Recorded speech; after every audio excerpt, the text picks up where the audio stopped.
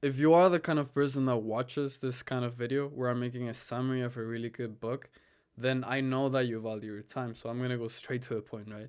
So the first three things that you need to know about the book, the Millionaire Fastlane, that as you can see, I fully studied it, man. And I started listening to the audiobook recently, which is why I came up with the idea of making this summary, is that there are three paths to choose in life. The first one is the sidewalk, which is that the one that the author refers to as the path that most people are in, right? And the sidewalk are basically people that are not even in the race.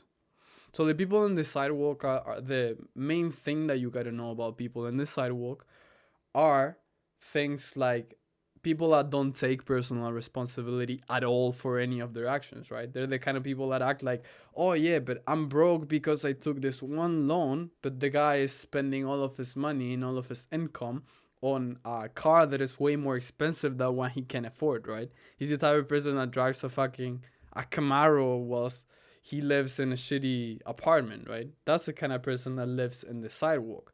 The One of the other traits that people on the sidewalk have in this first path that you can choose in life is that they live only and utterly for instant gratification, right? Most of the things they do are in order to fulfill an instant need, an instant desire, right? They're the kind of people that spend their whole day watching fucking America's Got Talent and all those kind of like TV shows and all that kind of stuff, right? They don't do any productive stuff with their time at all whatsoever, right? They live only for instant gratification, man. That's basically what people in the sidewalk do. And the other thing, and which is the most important thing in my opinion, is that these are the kind of people that live way beyond, right, which is the thing that I mentioned at the beginning, the what they can spend, right? So there are a lot of really rich people that are also in the sidewalk, right? Even though they're making a lot of money, they're spending a lot more money that they can actually spend, right? They can't actually spend all of that money that they're spending, even if they're making a lot of money. A really good example of this, and and bro, like his name came to my mind as soon as I heard about this whole sidewalk thing again, was Allen Iverson. And if you don't know what his story is, he was basically an NBA superstar. He played in the finals against the Lakers in 2001, I think. He played for the Sixers. He was an amazing NBA player, man. And he made a lot of money during his career. However, man, as soon as AI, that's the way people call Allen Iverson, as soon as he got out of the NBA, he lost all of his money. Now, why did he lost all of his money? Because he was spending a lot more than what he could afford, right? Because even if he was making like this much money, was a regular person makes this much money, right? The difference was abysmal. He was spending this much money, which was above what he could actually spend. And because of that, he ran out of money eventually, even though he was rich, basically. And so that's basically it when it comes to people on the sidewalk. It's just people that live only for and off instant gratification, man. That's all they do. Now, the second category of life or path in life that you can choose is what MJ DeMarco, the author of the book, calls the slow lane, right? So it's the path that most people choose in order to like become millionaires or get rich, but it's way slower than it actually looks like, man. And it's the path that most people choose, right? It's the path that we all know about. It's that thing of like, like go to college, man, be a good boy, get good grades in school, and just get an MBA. Then after you get out of college, and a master's and a doctorate, and you just studying your way through making more money or to making more money, and you spend on compound I don't know, like all of those different investment programs that people have in the US, right? I forgot what the names were, but they are really slow, right? Like there are investments that will pay off like 40 years after you actually made the investment, right? So The reason why this whole slow lane thing and path is not really optimal, and this is what the author explains as well, is that when when you're investing on something that will give you money back on, and like good money, like actual good money back in 40 years from now, you're gonna be old as fuck, man. Imagine you're investing at 21 on you start investing on your funds, right? I forgot what the names of those funds were, but you know what I'm talking about. Imagine you're investing in all of those funds and you're working at your 9 to 5. And you're working as a doctor, right? Or as a lawyer, and you're making your money from Monday to Friday, and you're saving 10% of that to invest on those compound funds, so that when you are finally 60 or 70, you will be a fucking millionaire. And the reason why this is not a really smart path is because uh, people that get and that choose this path in life are people that don't really understand the fact that wealth is not only about money, right? Wealth is about physical health, about spending time with your family, right? About spending time with those that you love, about actually enjoying life. And when you choose to put all of your eggs in this basket of delayed gratification, which is not something that's fully bad, right? Like, these people are a level above than the people that are in the sidewalk, the first path that I mentioned at the beginning. But even then, like, living a life like that will not lead to actual wealth, man. Because the only thing that you're gonna have is money when you're 70, and you can't even enjoy that money in the first place. So you're gonna spend all of your years fucking studying, improving your intrinsic value to society, but you're not even gonna be able to enjoy the fruits of your labor because you're gonna be old as fuck when you have the money. That's the main thing that the people that choose the slow lane got wrong. And the other part that you need to know about the slow lane, which is this path that most people choose and getting a master's and a doctorate and just studying so fucking much, is that the other thing that people get wrong when it comes to it. Oh, sorry. Give me a sec, bro. Okay.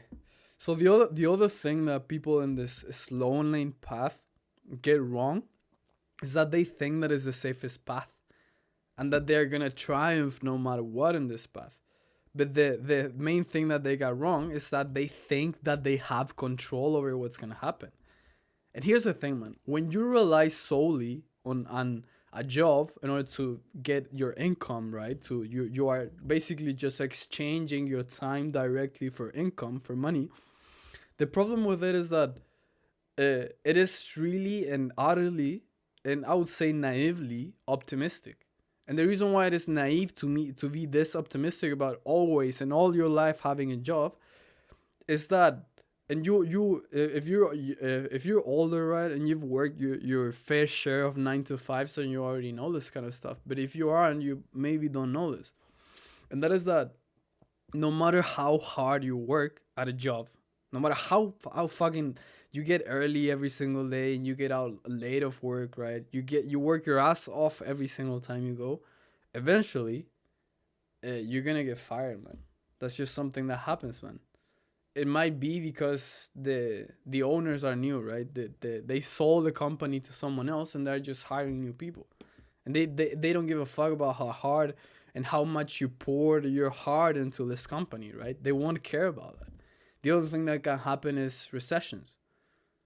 The economy is going to fall into a depression, and now suddenly they cannot pay you the same salary, or maybe they have to lay you off. And they won't be thinking about, oh, this person, he has been working so hard for this company, man. We should just live and be in this company for the rest of our lives. They're not going to think that, man.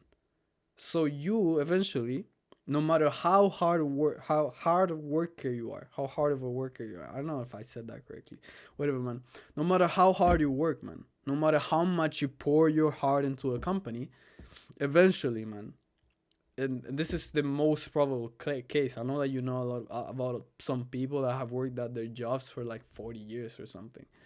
But in most cases, 90%, 95% of cases, you're going to get laid off at some point. And what are you going to do then? You're going to lose all of your savings. And because you're spending a lot of money also, and in this case, you're not spending as much money as someone on the sidewalk, but you're still spending a good amount of money every month, right? With this lifestyle inflation thing. And what are you gonna do then, man? You're not gonna have money to save. You're not gonna have any money to invest on those funds that you really value and love so much. And you're gonna be fucked, man. That's basically what it is. Because when you choose the slow lane and to work for someone else for the rest of your life, you lose control. That's like, and I really like this analogy. I think I got it from this book or from another book. I'm not really sure where I got this from, but that's basically like driving or going somewhere right on the highway, and you give the driver's seat to someone else, and then you expect everything to go as you want it to go personally. But what if this person chooses to take another road, or he chooses to go faster or slower? You're not going to be able to control any of that because you are in the passenger seat. You're not in the driver's seat, you're in the passenger seat. That's the exact thing that you're doing when you choose this loan lane as your strategy to be a millionaire, to get rich. So that's basically why the slow lane and this whole thing doesn't work. And now the last thing that you gotta know about this slow lane and why it doesn't work is that it mainly relies on you increasing your intrinsic value to society, right? Or to companies in general and whatever field it is that you work at, right? So let's say that you're working at for a 30K a year job, right? And you are an engineer. In order to make more money, you immediately think that the way in which you do that, or by which you do that, is by increasing your intrinsic value through getting a post degree, right? You get a master's at something related to engineering, or a PhD on something related to it. I don't know how it works in the case of engineering, at least. The problem there is that because you chose to study more, right, and get this masters and they're usually really expensive, this PhD program, is that you're gonna be in debt. And debt is the greatest enemy of the rich, right? Of becoming a millionaire. And the reason is because it is gonna keep you working at the same It is gonna keep you working at the same job that we already discussed that is not effective, right? Because you're gonna be forced to be working on this job that we already discussed, man. It doesn't have a foreseeable future because you are giving the driver's seat to someone else. And this debt that you're getting out of college, right, and out of like getting this master's or PhD program, is gonna keep you working like a slave in order to pay for your debt. That debt that you paid for, or that you got in order to increase your intrinsic value to society, right, and to companies. So as long as you are attached and you're a slave to a 9 to 5s, you're never gonna be able to be rich. It's as simple as that. And now here's where the fast lane enters, man. And I'm gonna wait too long to talk about this. I'm gonna make a part 2 about this. So the video is gonna end with me ending what the fast lane is. And what the fast lane is, right? It basically is that you're looking for exponential growth. I don't know if you have ever heard about the hockey stick graph. And if you know the form of a hockey stick, then you know how it is, man, right? So what's the improvement, right? And the increase in salary for most people, especially for people in the slow lane that are increasing their intrinsic value for companies, it's like this, it's linear, but then they get stuck. So, right? So you have seen this around you, yeah, right? You know about people that got out of college and their salary is increasing at a really good rate, right? They're going like this pretty much. But then at some point, because they are working for someone else and they cannot make all the demands in the world when it comes to their salary, at some point they're gonna get stuck. And that's where the potential of the slow lane and of 9 to 5s and of corporate jobs gets fulfilled. That's where you reach your ceiling, right? And then you cannot increase anymore. And then you become a slave of the slow lane, right? But what you're looking for with the fast lane is pretty much just exponential growth through this hockey stick graph. And what this is the form of a hockey stick, right? You go like this because during all of this time you're figuring things out at a really low level of income, right? You're figuring things out, and then you skyrocket. Then your income skyrockets, and we've seen this all over the place, right? With people starting companies and just becoming entrepreneurs and creating a really revolutionary product That's what we see, and those are the people that are in the fast lane and that were in the fast lane at some point, and now they don't have to work ever again in their lives. So here's the value proposal that the author MJ DeMarco, which is what he did himself, right, makes to you when with this book, the Millionaire Fastlane, and that is that instead of using all of your time on increasing your intrinsic value for companies in order to work in those corporate jobs and 9 to 5s that are gonna keep you attached and a slave to society, so it's not even worth in the first place. You are gonna use your time on trying to figure out, right, on trying to find a way to get that exponential growth in the first place, in the fast lane. And how do you do that? By building systems, by fulfilling a necessity in society, right? A necessity in the market so good in such a systemized and automated way that now you're gonna have a money tree. And we have seen this all over around us, man. And the only thing that is stopping you from getting there, and the only thing that is making you think right now that that's not possible, and that's only possible for guys like Bill Gates and fucking Steve Jobs and all of those really guys that you see as being smarter than you. The only thing that is stopping you from getting there, and especially to getting to that state of mind that will allow you to get there, are your limiting beliefs. All of those beliefs that you have that you are in one way or another different from these millionaires, man. Because you're not different from them. You're not different. They're not special people. Whilst most people think that in order to be rich, you gotta be really talented and you gotta be really good at basketball or at singing. There are a lot of people out there. It's not like they have those 200 IQs, right?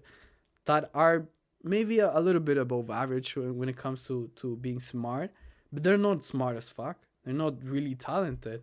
And they got rich. And the way by which they got rich is with the fast lane. By looking for this exponential growth. By figuring things out whilst being at the bottom. And then when you have figured it out, you reach that exponential growth. And we have seen this all over around us, man. And we have seen this with people on YouTube, man. That they are not making any fucking money at all. But once they figure out this YouTube game, they are making a lot of money, right? That exponential growth. We have seen this with people starting companies like Uber, like Limo.com. That's a company from the author, MJ DeMarco. Here's his face. And we have seen that all over around us. So the fast lane, man, so that you know what it is basically just, and how you get to the fast lane is by investing your time on educating yourself, because the author, and I also think that that's the case, even though like you cannot take my word because I'm not like rich or anything like that, but this guy is, and he thinks in the same way, that education is not something bad at all. Like education is actually necessary, but formal education, when you are being taught by someone that is not even rich himself, right? The professor at some fucking university is not making money. He's teaching for a reason. Otherwise he wouldn't be. He's not making any money, right? And the thing about it is that I forgot what I was going to say, but whatever, man. The thing is that formal education is not your way to get rich. Education is reading books, improving your marketing skills so that you can market your product correctly, improving your coding skills, for example, so that you can build a software correctly that is going to give you that exponential growth in the first place, right? So you're going to... It got cut, but... And here's a summary of the fast lane, right?